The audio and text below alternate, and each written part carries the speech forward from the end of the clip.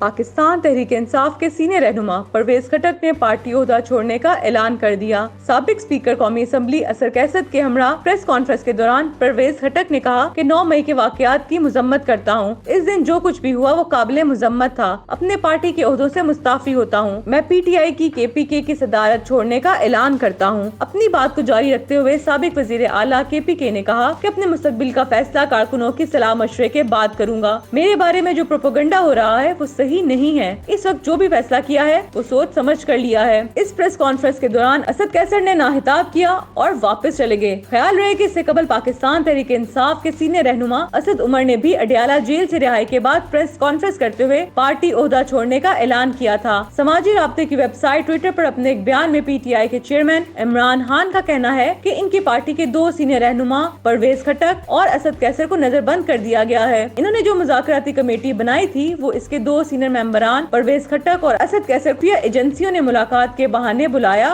तहम अब इन्हें सैफ हाउस में गैर कानूनी तौर पर नजरबंद कर रखा है। PTI के सरबराह का कहना है कि परवेज खटक और असद उमर दोनों को इनकी रिहाई के बदले PTI छोड़ने पर मजबूर किया जा रहा है। जंगल के इस कानून में जिसकी लाठी उसकी भैंस का राज है और कमजोर को कोई तहफ़्फ़ुज़ हासिल नहीं। इससे कबल वीडियो लिंक के जरिए खिताब के दौरान इमरान खान ने इल्जाम आयद किया था कि जो मुज़ाकराती कमेटी बनाई थी और उसमें परवेज खटक और असद कैसर शामिल थे, एस्टेब्लिशमेंट की जानिब से मुज़ाकरात के बहाने बुलाकर सैफ हाउस में रखा गया है और इनसे PTI छोड़ने का कहा जा रहा है और अभी भी वो सैफ हाउस में हैं। इनको कहा जा रहा है कि आपको तब छोड़ेंगे जब आप ये कहेंगे कि तहरीक इंसाफ और इमरान खान को छोड़ रहे हैं। आपको पता है कि आप ये कहकर दरअसल क्या कर रहे हैं कि आप सियासत छोड़ दें, क्योंकि इस वक्त जो PTI छोड़ेगा इसे लोगों ने वोट भी नहीं डालने।